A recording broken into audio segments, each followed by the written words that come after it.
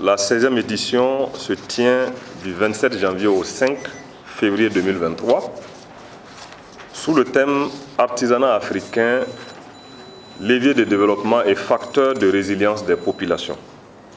Aussi, au regard du contexte sécuritaire que le pays traverse, cette édition est placée sous le sceau d'une pensée pieuse aux victimes du terrorisme, du soutien aux forces de défense et de sécurité, ainsi qu'aux volontaires pour la défense de la patrie. La Biennale de l'artisanat africain enregistre une forte participation d'artisans, d'acheteurs et de visiteurs professionnels de médias et du grand public au fil des éditions. À une semaine de l'événement, il est important que l'opinion nationale et internationale soit informée de l'état des préparatifs. Tout d'abord, il est bon de souligner que pour toucher le maximum d'acteurs clés, donc les artisans, les exposants, les acheteurs, les visiteurs professionnels, les médias, les PTF, etc., des actions d'information et de communication, de promotion et de prospection relatives à l'organisation du salon ont été menées. Nous pouvons énumérer entre autres les actions suivantes.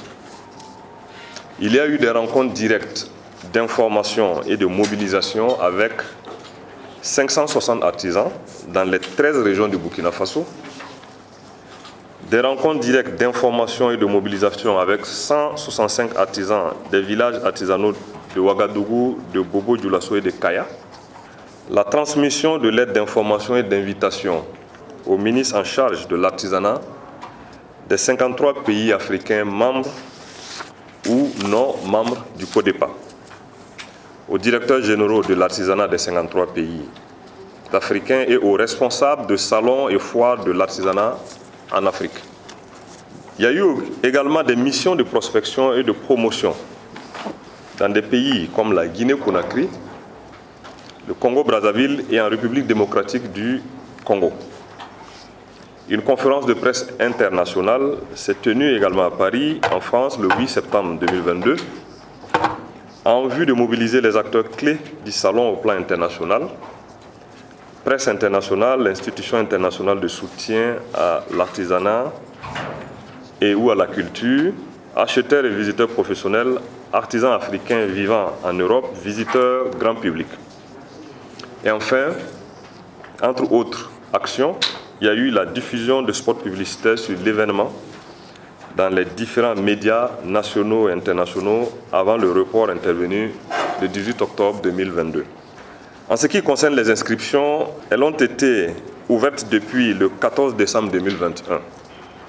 À ce jour, 550 stands ont été loués sur une prévision de 700. En plus du Burkina Faso, les demandes de stands proviennent de 21 pays sur une prévision de 25, soit un taux de 88%. Et ces pays sont l'Algérie, le Bénin, le Cameroun, la Côte d'Ivoire, le Gabon, le Ghana, la Guinée-Conakry, l'Inde, l'Iran, le Japon, le Kenya, le Mali, Madagascar, la Mauritanie, le Maroc, le Niger, le Nigeria, le Pakistan, le Sénégal, le Tchad, le Togo. En ce qui concerne les acheteurs et visiteurs professionnels, nous avons à ce jour enregistré 15 intentions de participation venant d'Afrique, d'Asie, d'Amérique et d'Europe. Cependant, il est à noter que, comme nous le savons traditionnellement, ces derniers confirment leurs intentions le plus souvent à la dernière minute quand ils auront besoin de leur accréditation. Sur le plan des infrastructures, des réhabilitations ont été réalisées au niveau des pavillons et des équipements complémentaires ont été acquis en vue d'accueillir les visiteurs dans de bonnes conditions.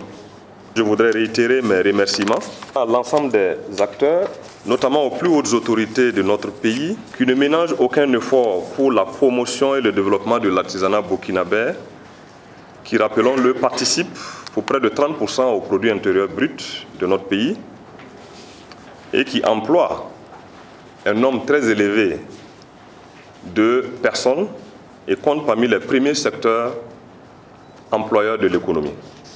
Aux artisans, je leur renouvelle mes félicitations pour les efforts qu'ils consentent pour aider notre pays à être davantage résilient et à créer plus d'emplois décents et de revenus pour les hommes et les femmes de notre beau pays. Je les rassure de notre engagement à continuer à les accompagner pour une meilleure organisation et un renforcement de leurs capacités productives.